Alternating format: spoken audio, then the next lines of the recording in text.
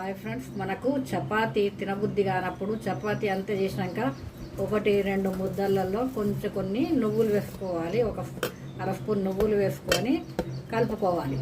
ఇలా నువ్వులు వేసుకున్నాక కలుపుకొని దీన్ని పెద్ద చపాతీ లాగా చేసుకోవాలి. పల్చగా పెద్దగా చేసుకోవాలి.